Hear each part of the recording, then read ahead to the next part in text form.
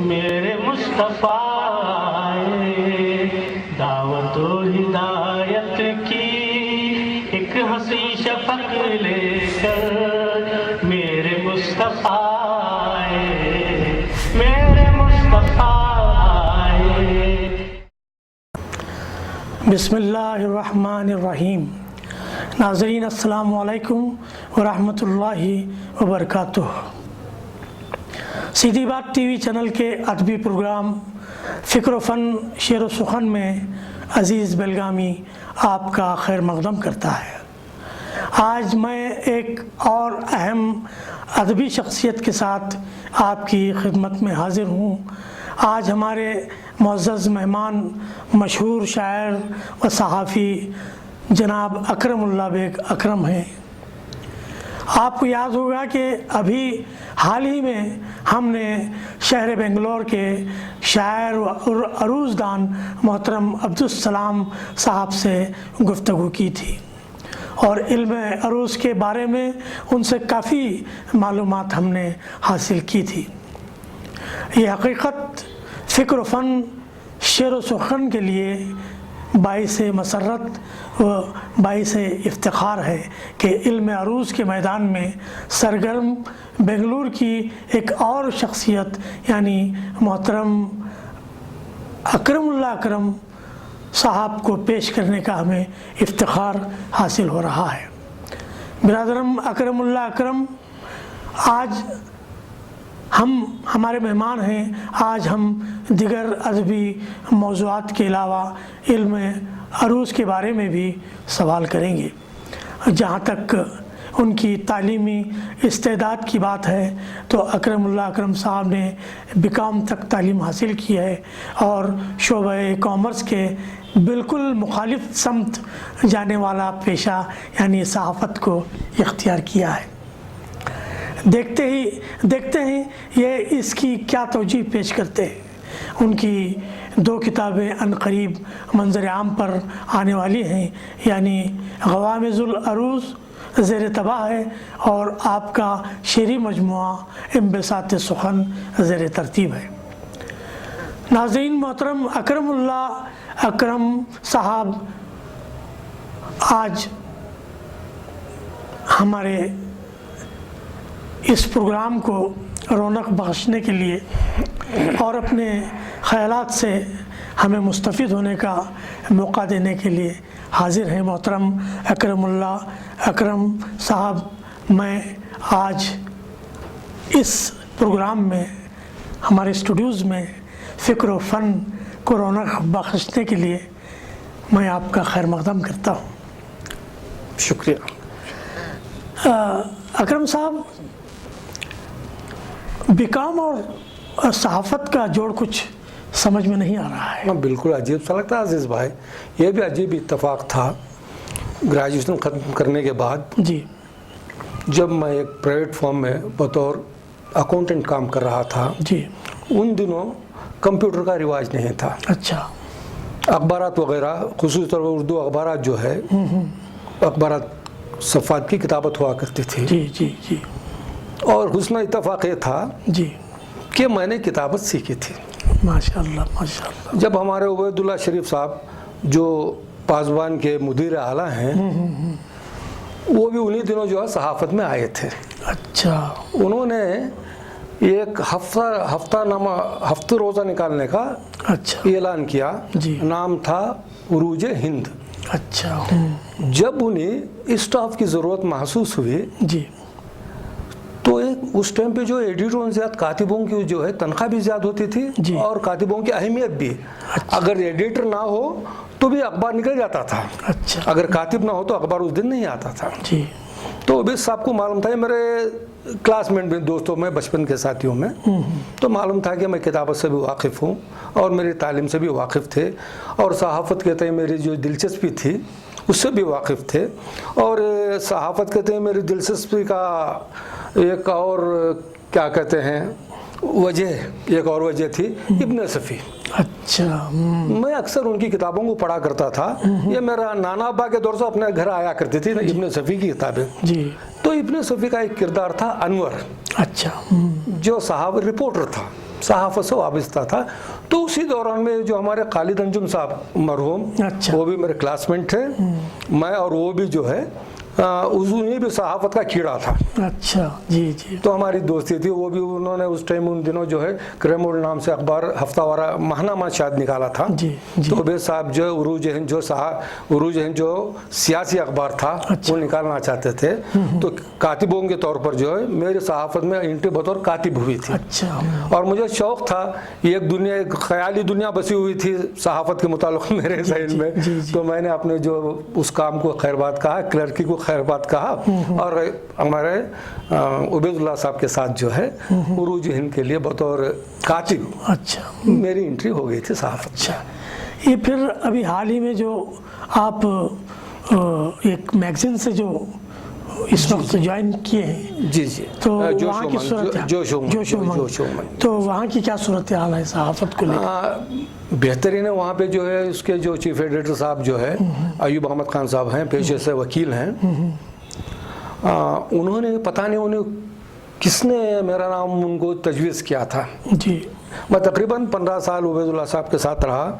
कई अखबारात जैसे उरूज Hind, crime informer, खूबसूरत, कई तकरीबन 10-15 अखबार जो है हमारे उबैद साहब के इदारे से निकलते थे। तो उन सबकी जिम्मेदारी जो है मेरे ज़िम्मे थी। और ये दूसरी बात कि किताबत के मैदान में जो है जी अलग अलग नौइयत के खतूत होते थे। जी जी।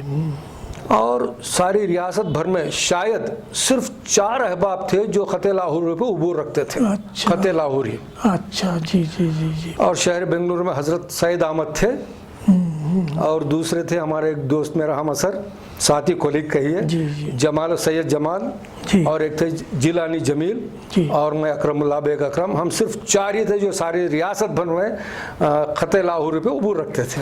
अकरम साहब, ये जो किताबत का जो फ़न इस वक्त जी। ख़त्म होता चला जा रहा है जी।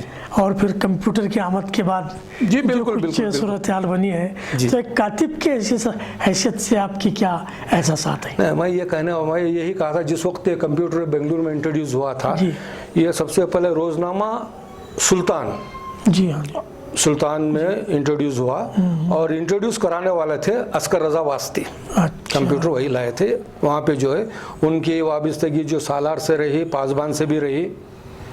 और उन दिनों पासबान जो उबैदुल्लाह शरीफ के अंडर में नहीं था, ताबिज़ साहब चलाया करते थे। जी।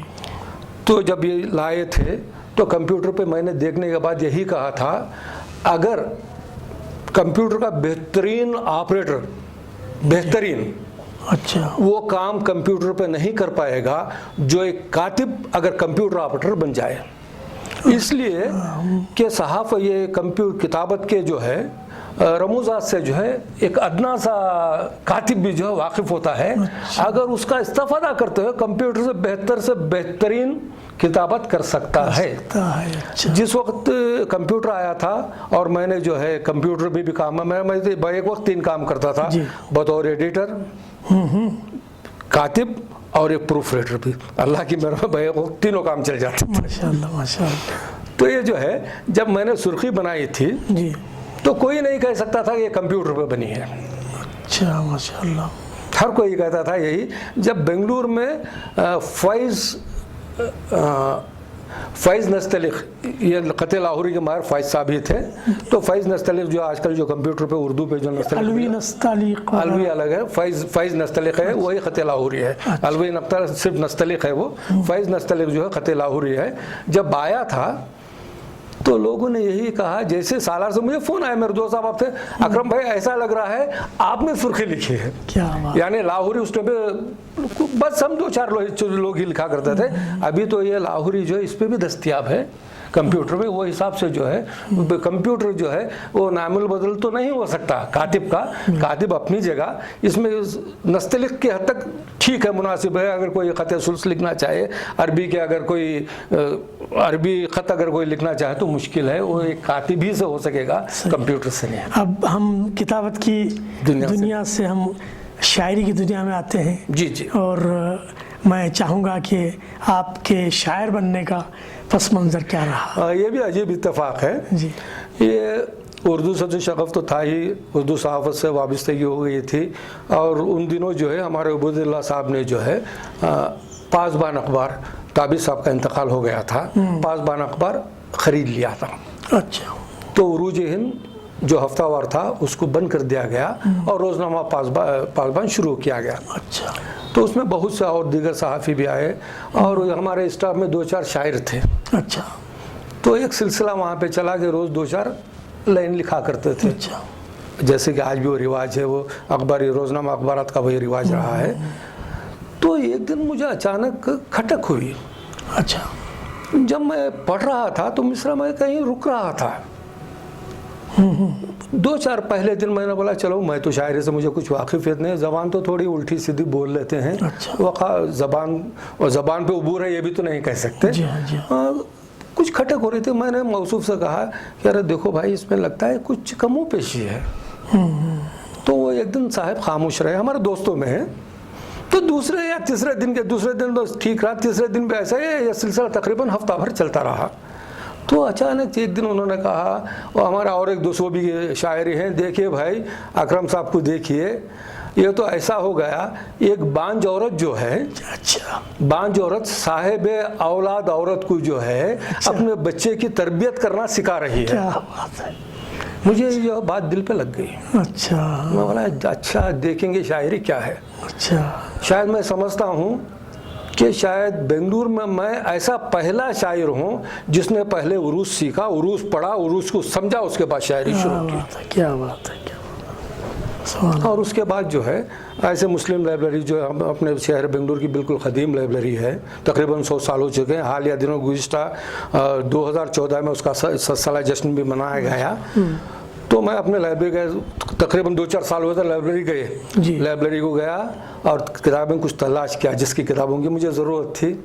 मैंने वो किताबें हासिल की, उरूस पे देखा, समझा, पढ़ा और उसके बाद शायरी शुरू की। और वो दिन है और आज का दिन है, कभी पीछे पलट के नहीं देखा। अकरम भाई, ये इस दौर में जबकि लोग इल्म अरूज के बारे में जी कुछ नहीं जानते, जी जी, और शायरी भी चल रही है, जी जी, आप चूँकि एक माहिर इल्म उरूज भी हैं और शायर भी हैं, तो मैं चाहूँगा कि आज के दौर के शायरों में आप क्या इम्कानात देखते हैं?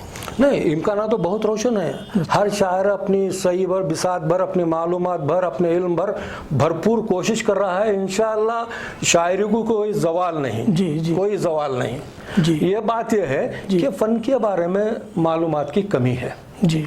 अगर वो उसको अगर जो उससे वाकिफ़ हो, सही, उनसे इस्लाह ले ले, या ऐसे है शर्माता है किसी से इस्लाह लेने के लिए, या अपनी कमी को या कमज़ोरी को जाहिर करना नहीं चाह सकता, वो ऐसे भी कर सकता है। इस फ़न पे बहुत से हज़ारों किताबें मौजूद हैं, उनसे इस्तिफ़ादा कर लें, इंशाअल्लाह वो कमी भी दूर हो जाएगी। अब चूँकि शायरी पर बात चल रही है जी, तो मैं चाहूँगा कि कुछ शेर आप इनायत फरमाएं हमारे नाजरीन के लिए, कोई गज़ल, कोई कता वगैरह। जी, मैंने जो है तकरीबन हर सिंफ में कुछ ना कुछ कहा है। वैसे गज़ल जो है मेरा ख़ास मौजू रहा है, ख़तात भी कहे हैं, नज़्म भी कहे हैं। तो मैं ये क़ते से अपनी बात शुरू करता हूँ। देखिए, ज़िल्लत के दाग, ज़िल्लत के दाग सोचिए अच्छा कैसे मिटा सके। अच्छा, क्या बात है। ज़िल्लत के दाग सोचिए कैसे मिटा सकें। अच्छा, खोया मुकाम अपना दोबारा जो पा सके। क्या बात है, क्या बात है, क्या ज़िल्लत के दाग सोचिए कैसे मिटा सकें, वाह, खोया मुकाम अपना दोबारा जो पा सके। क्या बात। अकरम खुदा की रस्सी को मिल्लत जो थाम ले। अच्छा अच्छा, वाह। अकरम खुदा की रस्सी को मिल्लत जो थाम ले, किसकी मजाल हमसे नज़र भी मिला सके। क्या बात है, क्या बात है।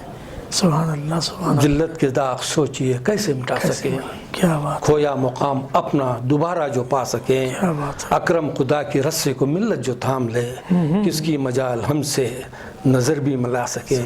किसकी मजाल हमसे नज़र भी मिला सके। सुभान अल्लाह। मैं अब इस इंटरव्यू के आखिर में जी जी पहुंचा हूं। और ये थे मोहतरम अकरमुल्लाह बेग अकरम साहब, जो आज हमारे मेहमान थे और हमसे महवे गुफ्तगू थे। मैं अपनी जानिब से अपने इदारे में हदियाए तशक्कुर पेश करते हुए बड़ी खुशी महसूस कर रहा हूँ। अकरम साहब, जी शुक्रिया। आप यहाँ आए और अपने ख़यालात से हमें महसूस होने का मौका दिया। अब अज़ीज़ बेलगामी को इजाज़त दें। इंशाअल्लाह बहुत जल्द किसी और शख्सियत के साथ आपकी खिदमत में हाज़िर होने जा रहे हैं। अस्सलामु अलैकुम व रहमतुल्लाहि व बरकातुहू।